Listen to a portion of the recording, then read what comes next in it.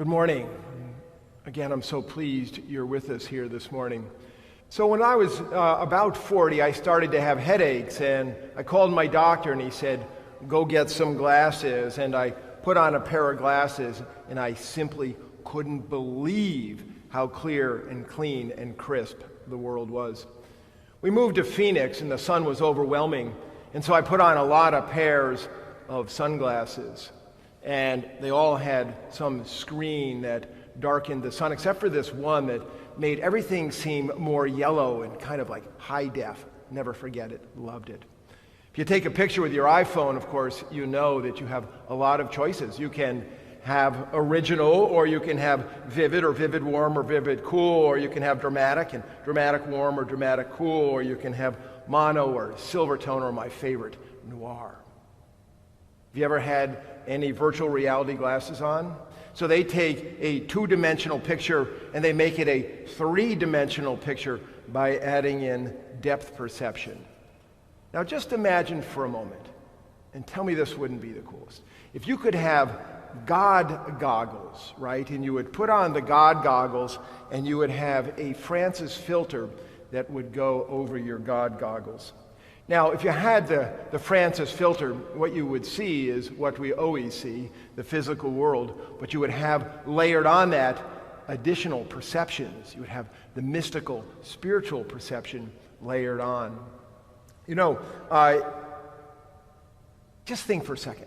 How cool would it be if we could see as Francis saw, if we could feel as Francis felt, if we could think as Francis thought, if we could know as Francis knew, right? And I just have to say, if all that were to come to pass, it would blow our minds if we could take the inner St. Francis into us. What we would find is that that we have little worlds, right? We have narrow perceptions, that we titrate love, right? We would discover that there is just a lot more out there than we have opened ourselves up to. So Francis was a mystical genius, that rare human being in whom the gifts of God explode into their lives, right? He was a spiritual innovator of the likes of which perhaps the world has not seen since. So Francis was not always this way, but in a series of mystical experiences, he had a mystical awakening, right? And the doors of his perception were cleansed, right? His own filter, his spiritual senses were opened up, and in that came an experience in which he was called by name, he was claimed, he was called, he was lit on fire, and he was sent out with an enormous burst of energy. His soul had been transformed and had been transfigured, and he became a passionate lover of God, right? He became a mirror of Christ. He became a manifestation of what everybody had been praying for and saying, this is what we would like. And there it was in St. Francis, right? He was flooded with divine love, and through him, it flooded into the world around him. His way of seeing and being and doing changed not only Francis, but it changed the world, right? He was affective and effective, perhaps one of the most influential people in Western civilization. 800 years after his death, we are still talking about him. He lived a mystical life. But he was not a world-denying hermit. He was just the opposite. He embraced the world completely, and he kept moving through the world throughout his life. So, Francis is a hard guy to understand, right? He was a man of incredible paradox. He gave up everything. I mean, he took his clothes off, handed them to his father, and said, I give it all back to you, right? From now on, my Father in heaven shall be my Father. And so he gave up everything, but he seemed to gain everything. He gave up his family, but seemed to gain a larger family. He gave up, this community at home, and he seemed to gain the world. He had no home, but he seemed to be at home everywhere. He was a troubadour of joy, and yet he lived an arduous life. He was an utter failed knight. but he became a spiritual warrior that changed his time.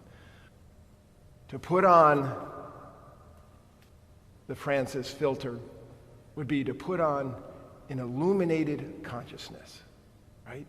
It would be to put on a filter in which we could see divine light and love, divine life, that we could see God and we could see grace, we could see radiance and beauty in all things.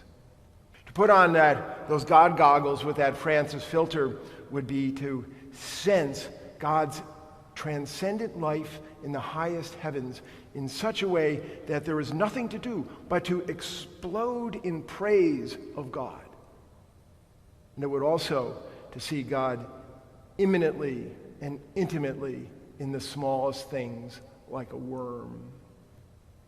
So Francis not only saw things, but he saw the essence of things. He had a very sacramental view of the world, right? He saw everything as an outward and visible manifestation, an outward visible sign of an inward and spiritual grace. So in the church, we may talk about the 7 sacraments, and each of those sacraments conveys a particular grace, right? So the grace of communion, the grace of baptism, the grace of unction. But for Francis, it wasn't just the 7 sacraments, it was everything that had its own particular grace to give us. So for Francis, living in the world was a single harmonious theophany of God, right? A theophany is a manifestation of God. And the Bible is full of these, of course, right? Just think of Moses. But for Francis, everything manifested the Creator, right? He saw all things as vessels of the divine. So all creatures in God and God in all creatures. To put on the Francis filter would be for all of us to live in a unified universe in which we are united to everything and everyone in the universe. Not broken apart by tribe or by this or by that, but united all together. Let's think theologically for a moment about this. So, we all know the creation stories. On the 6th day, God makes man and woman in God's image, right? Imago Dei. And it says also in the book of Genesis that we are to have dominion over the creation. But we all know that this biblical understanding can also lead to maybe some distortions. I want you to think about the Elizabethan chain of being in which at the time they became preoccupied with writing out the hierarchy of being from the lowest low to the highest human being. And also biblical dominion, which involves in it a kind of beneficence, a loving care, can so easily turn into domination, which of course has no loving regard for the other. Dominion and domination, though the same root, are very, very different. And we all know that the earth can become objectified, and we can see all of the earth, all of the cosmos, all of the fruits of it as simply in service to us, the Imago Dei. Francis saw it completely differently. Very, very different. So for Francis, all created things, and I mean rocks and minerals and people and planets and worms and things and places, all of this was part of the family of God's creation. Instead of a hierarchy, he understood it more as a circle, and he resisted all domination and objectification. In fact, I mean, perhaps one of Francis's greatest gifts to us was his enfraternized universe, right? The whole universe became like siblings, brothers and sisters.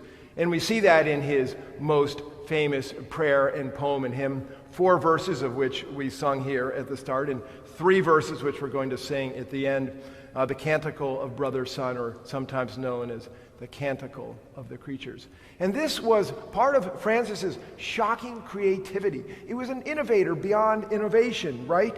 Brother sun, sister moon and stars, brothers wind and air, brother fire, sister water, sister earth, our mother. who then feeds us from her sovereignty and produces various fruits and colored flowers and herbs. In other words, we were all put together, right? That barrier between human and non-human that makes us a stranger to earth sometimes, right? This is a gift given to us by Evelyn Underhill. She says that Francis simply takes that away. And not only that, but life, which is God, whispers in our ears about life and the intimacies of it and the fellowship that we enjoy. And it transforms everything when we have that Franciscan lens and that Franciscan spirit upon things. Now, we see this in the way Francis lived his life, right? So you're going to know so many of these stories because they live on 800 years after Francis died. I mean, Francis famously preaching to the birds. Go almost to any museum in Europe and you'll see a painting of Francis preaching to the birds. He called rabbits brothers. Sister Raven, he called upon to wake him up early for prayer. He soothed turtle doves, right? He had friendship with a pheasant. He praised pigs for how they gave of themselves so that we can eat. And of course, also very famously, the wolf at Gubbio, brother wolf, as Francis called him, was calmed and brought to a most harmonious life. You may remember the story where the wolf at Gubbio is terrorizing this small village of Gubbio, and they don't know what to do. They can't find the wolf. They can't kill the wolf. They call upon Francis, who heads out with two of his brothers who don't think this is the greatest idea of all time. And Francis says, brother wolf, calm down. You're wreaking havoc. And he creates a deal where together the community and the wolf can live together. And one of his earliest biographer, Thomas, who was one of his great growing up mates, writes about how Francis toward little worms glowed with great love in the stories of as Francis moved about the roads of Italy, that he would pick up the worms and put them off on the side because he didn't want them to be crushed by people's feet or wagon wheels. And Francis loved flowers. He preached to the flowers, and the flowers on the altar today are in part given to his glory. And when his communities began to build hermitages, and Sister St. Clare began to build a place for her sisters, he demanded that there be a garden so that they could see the flowers, and in seeing the flowers, be reminded of eternal sweetness. This is the view that Francis had. And for us to put on that filter would be for have us to live in tremendous solidarity. Think about that in the world we live in where we are so broken. For Francis, there was tremendous solidarity with all people and with all things, right? To put on the God goggles with the Francis lens would be to be lost in love, it would be to be lost in wonder, and it would be lost in praise, right? So that song that we are singing this morning, right, in that canticle of Brother Sun and Sister Moon, look at what the verses say. Praise, praise, praise.